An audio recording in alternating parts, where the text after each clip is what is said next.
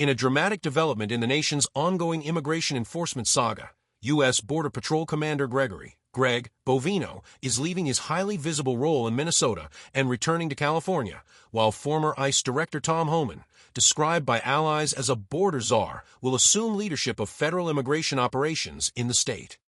The personnel changes come amid widespread controversy over federal immigration activity in Minnesota, especially a federal operation that critics call Operation Metro Surge, and escalating public backlash after multiple fatal shootings involving federal agents.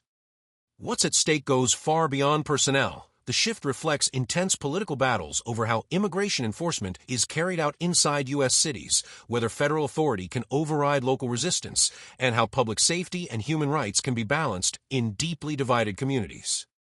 Gregory Bovino is a longtime Border Patrol official who became one of the most recognizable faces of the Trump administration's aggressive interior immigration enforcement.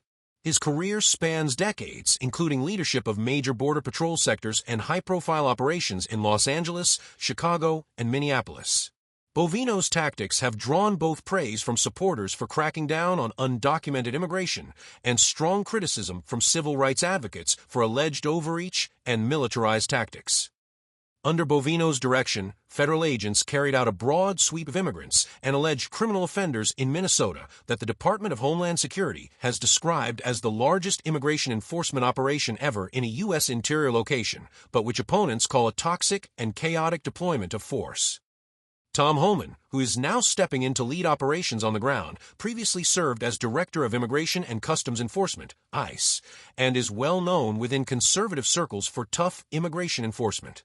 Unlike Bovino, whose role expanded beyond traditional Border Patrol command, Homan has experience running ICE's enforcement and removal operations and is seen by allies as bringing more structure and political savvy to the effort. Administration officials and the White House insist that Bovino's reassignment is not a firing or punitive dismissal. White House Press Secretary Caroline Leavitt emphasized that Bovino will very much continue to lead Customs and Border Patrol throughout and across the country, but that Homan will be the main point of contact on the ground in Minneapolis. Department of Homeland Security spokespeople also denied that Bovino was removed for failing in his duties, framing the change as a reorganization meant to better manage federal operations in a politically volatile region. This narrative, that this was a strategic reassignment rather than a dismissal, aligns with messaging from conservative outlets and administration defenders who argue that federal enforcement must remain robust while also addressing political and public relations challenges. At the heart of the controversy is Operation Metro Surge, a federal immigration crackdown campaign launched in Minnesota in late 2025 that involved thousands of ICE and Border Patrol agents. The operation's stated purpose was to arrest undocumented immigrants, particularly violent offenders, and remove those with serious criminal histories.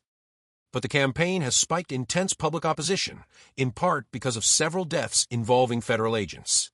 Renee Good, a U.S. citizen, was shot and killed by an ICE agent in Minneapolis after an encounter between federal agents and a vehicle.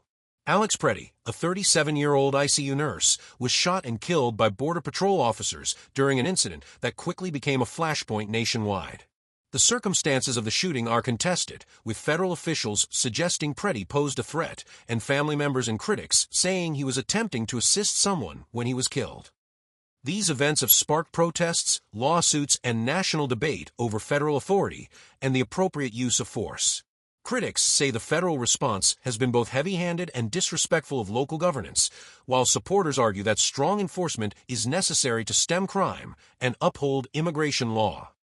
Minnesota's political leadership, including Governor Tim Walz and Minneapolis Mayor Jacob Frey, has been outspoken in opposing parts of the federal operation, calling for de-escalation and challenging federal authority in court.